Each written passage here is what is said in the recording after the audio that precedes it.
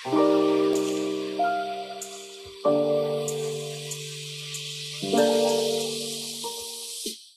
वालेकुम नाज़रीन, रज़ी सुखनवर को सब्सक्राइब कीजिए और बेल आइकन को क्लिक करें। आज मैं आपको अपनी किताब में से एक मिज़ाहिया खाका सुना रहा हूँ। 2 अप्रैल सन 2000 को हमने ये खाका लिखा था और इसका उन्वान है डॉक्टर अलील हैदराबादी की आखिरी बीमारी। खाका मुलाहज़ा कीजिए। कालम कहानियाँ खाके किताब का नाम। अलील हैदराबादी पेशे के हवाले से तो डॉक्टर थे, मगर उनका मिजाज बचपन से ही मरीजाना था। पैदा हुए तो कई रोज़ तक घर वाले इस शशोपंज का शिकार रहे कि बच्चे की पैदाइश की खुशी में मिठाई तकसीम करनी चाहिए या नहीं। वजह इसकी ये थी कि डॉक्टरों ने बच्चे की डूबती नब्ज़ें देखकर वालिदैन से कह दिया था कि ये बच्चा ज़्यादा अरसा ज़िंदा नहीं रहेगा। नतीजा ये निकला कि एक तो उनके वालिदैन ने किसी का मुंह मीठा न कराया और दूसरे बच्चे को हिफाजती टीके भी न लगवाए। उनका ख्याल था कि बच्चे ने अगर बचना ही नहीं तो हिफाजती टीके चैमानी। अलील हैदराबादी ने पैदाइश के 10 रोज़ बाद बमुश्किल तमाम आंखें खोलीं और ऐसी खोलीं कि फिर उम्र अजीज़ की 80 बहारें भी देखीं।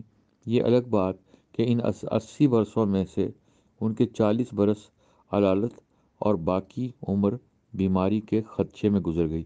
बचपन में तो खांसी, नज़ला, ज़ुकाम ही उनके लिए काफ़ी होता था।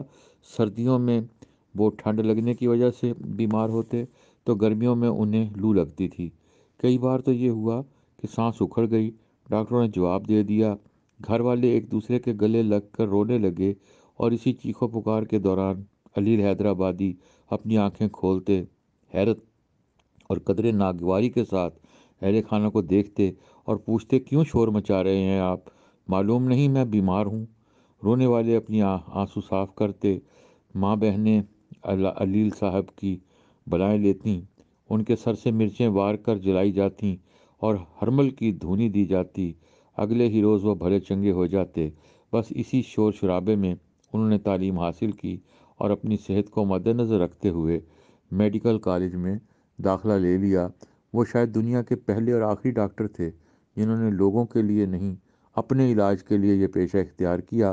डॉक्टर बन जाने के बाद अलील हैदराबादी को एहसास हुआ कि वो ज़्यादा बीमार हो गए हैं।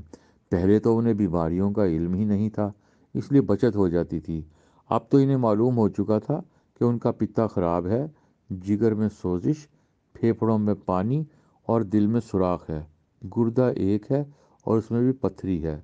आँखों में कुकरे, कानों में फंगस और दांतों में मांसखोरा है और आंतें सिकुड़ चुकी हैं, तिली बढ़ गई है। गरज क्या कहें तुमसे कि वो बिस्तर नशीं क्या थे। कोई एक बीमारी होती तो उसका इलाज भी किया जाता।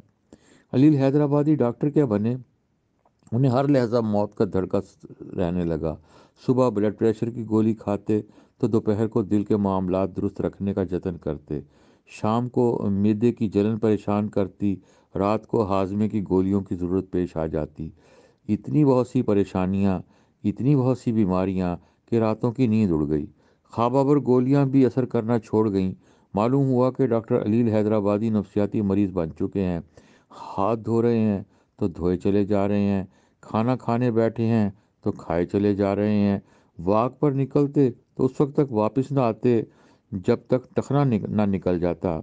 वो क्लासरूम में ब्लैक बोर्ड के सामने इतना अरसा ना बैठते थे जितना वक्त उन्होंने मेडिकल बोर्ड के सामने गुजारा। एक डॉक्टर के इलाज के लिए कई कई डॉक्टर सर जोड़कर बैठते, मगर नतीजा वही ढाक के 3 पात निकलता।